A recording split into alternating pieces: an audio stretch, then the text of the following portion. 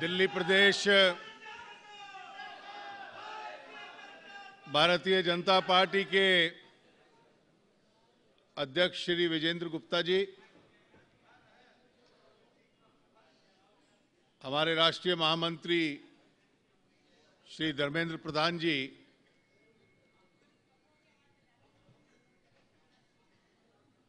दिल्ली की महापौर बहन रजनी जी, मंच पर बैठे हुए पार्टी के विभिन्न नेतागण और मित्रों, जब आज के इस कार्यक्रम की योजना बनी थी तब और आज के बीच में शायद विषय का और संदर्भ का परिवर्तन हुआ है। सच में आज देश की स्थिति बहुत चुनौतीपूर्ण है। चुनौतीपूर्ण इसलिए भी है कि जो अभी जिक्र किया गया, देश की आर्थिक स्थिति भी चिंता का विषय है। जिस प्रकार से एक तरफ कीमतें बढ़ रही हैं, सरकार के पास कोई सोच नहीं उनको नियंत्रित करने की, और दूसरी ओर जो सबसे चिंता का विषय है कि जो बाहर से निवेश अपने देश में आता था वो कम हुआ।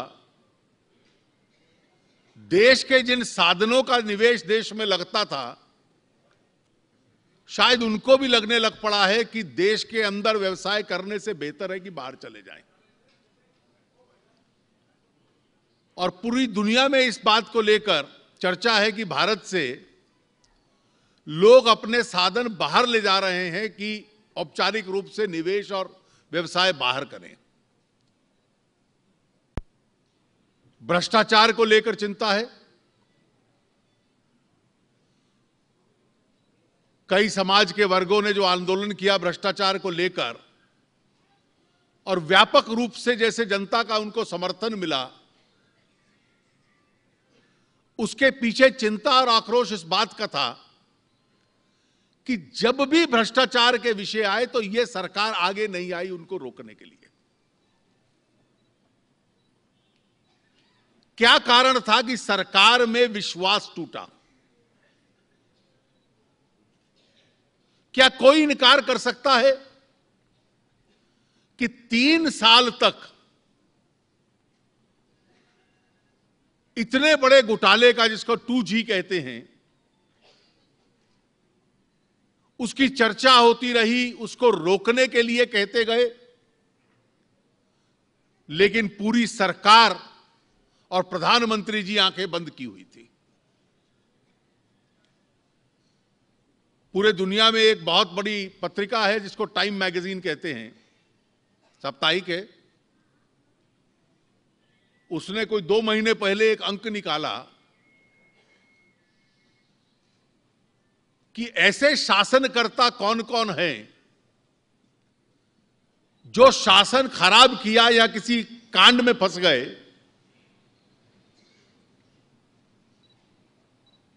और जो सबसे बदनाम हुए, बैड गवर्नर्स।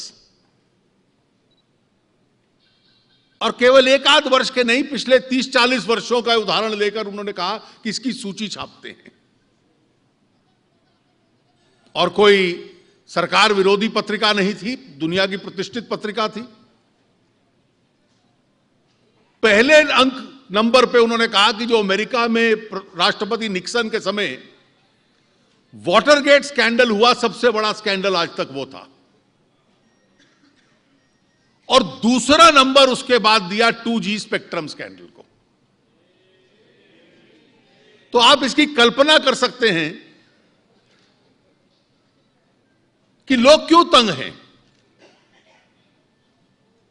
इतना बड़ा कांड जिसको दुनिया के अंदर वाटरगेट के बाद टाइम मैगजीन दूसरे नंबर पे कह रही है, और 3 साल तक आप कोई कार्रवाई नहीं करते। संसद के अंदर 1 बार नहीं 2 बार 2 प्रधानमंत्री अपना बहुमत साबित करने के लिए धन बल का प्रयोग करते हैं। जेएमएम कांड क्या था? वोट ऑफ कॉन्फिडेंस था। पैसे देकर सांसदों को तोड़ा गया। न्यूक्लियर डील के बाद जो वोट ऑफ कॉन्फिडेंस था उसमें क्या था? और इन दो कांडों के बाद कहो, शायद लोकतंत्र में इससे बड़ा अपराध नहीं हो सकता कि कोई प्रधानमंत्री धन और साधनों का प्रयोग करके बहुमत साबित करे। और दो बार यह हुआ और फिर कहो प्रधानमंत्री को इससे बाहर रखो। अरे कोई राष्ट्रीय सुरक्षा का विषय हो तो प्रधानमंत्री को बाहर रखने की बात हो सकती है, लेकिन कोई भ्रष्टाचार का विषय इस प्रकार के कांड का हो तो प्रधानमंत्री को बाहर क्यों रखे?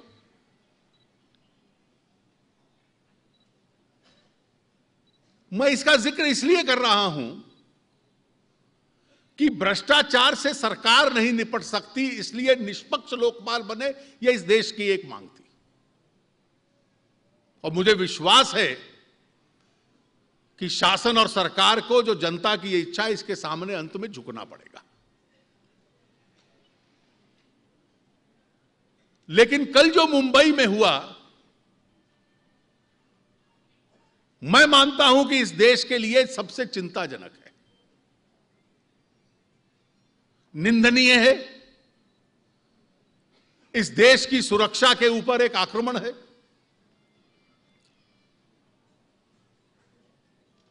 मासूमों की जान गई। आज भी बहुत बड़ी मात्रा में लोग अस्पतालों में हैं। चिंता इस बात की है कि ये बार बार इस तरह की घटनाएं मुंबई में क्यों होती हैं। 1993 में पहली बार मुंबई के अंदर सीलियर ब्लास्ट हुए थे। कई स्थानों में एक के बाद एक बम चले, लोग पकड़े भी गए, सजा भी हुई। उसके बाद कई बार घटना होती है। व्यवसायिक केंद्र है सबसे बड़ा इस देश का मुंबई, और जैसे एक रिवाज बन गया हो आतंकवादियों के लिए कि मुंबई पर प्रहार करेंगे तो पूरी दुनिया के अंदर लोग अपनी नजरें इस ओर घुमाएंगे।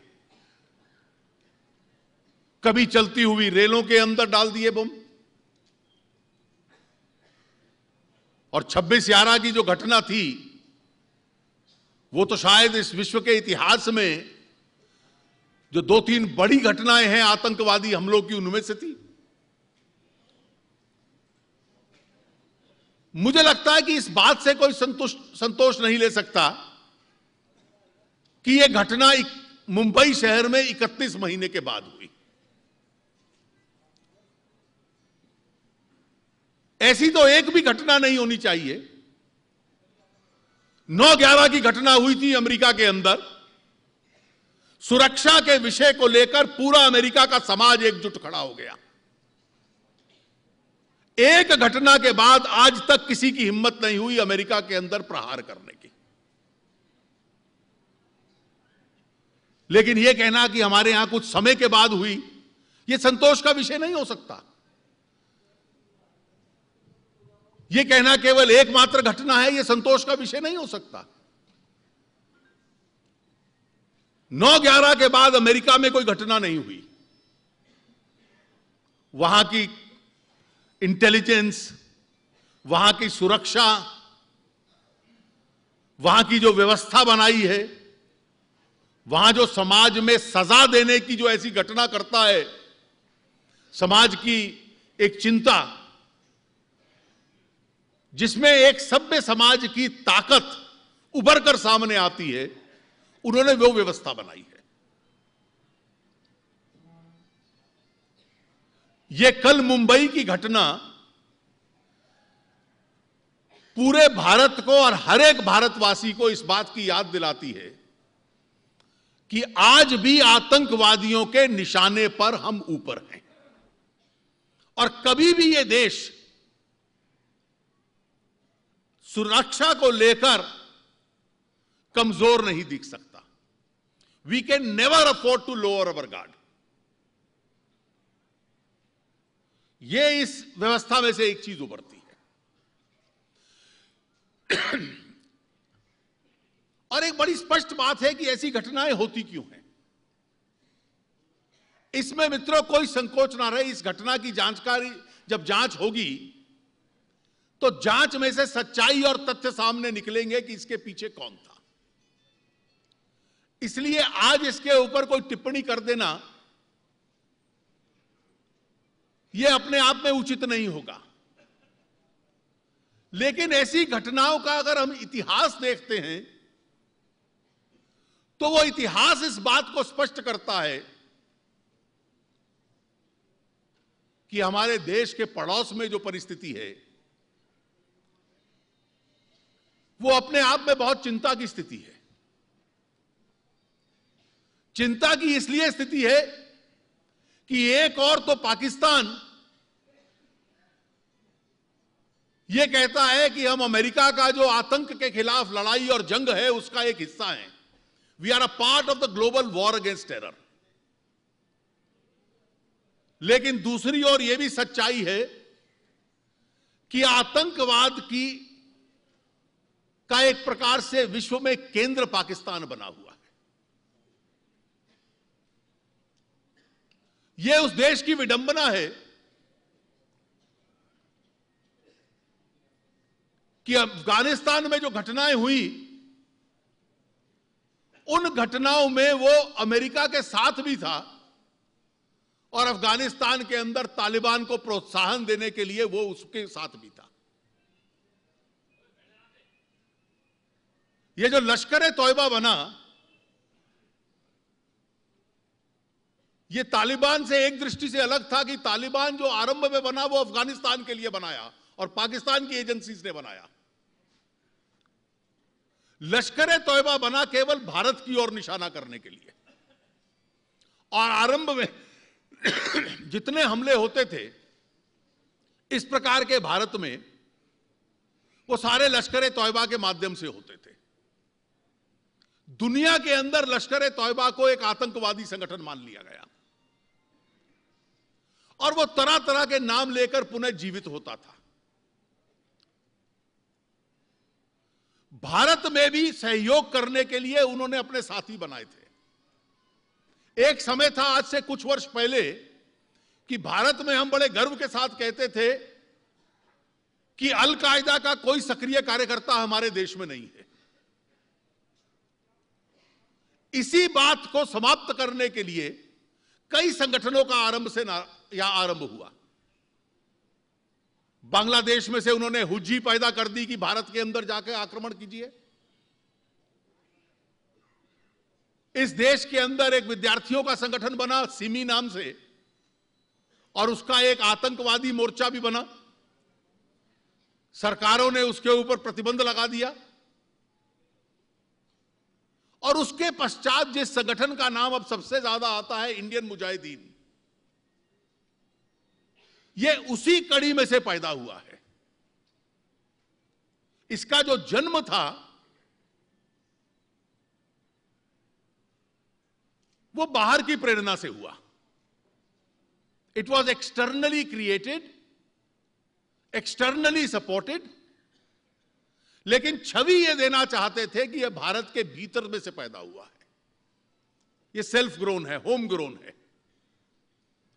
और पिछले कई वर्षों में से जो बीसियों घटनाएं इस देश के अंदर हुई हैं वो इस संगठन के माध्यम से हुई। अब जब भी घटना होती है और मुंबई में होती है तो बाद में स्वाभाविक है कि सब लोग ये कहते हैं कि शांति बनाए रखिए, जिन लोगों को चोटें आई हैं उनकी सहायता हो, उनका इलाज हो, समाज में तनाव पैदा ना हो, यह स्वाभाविक है।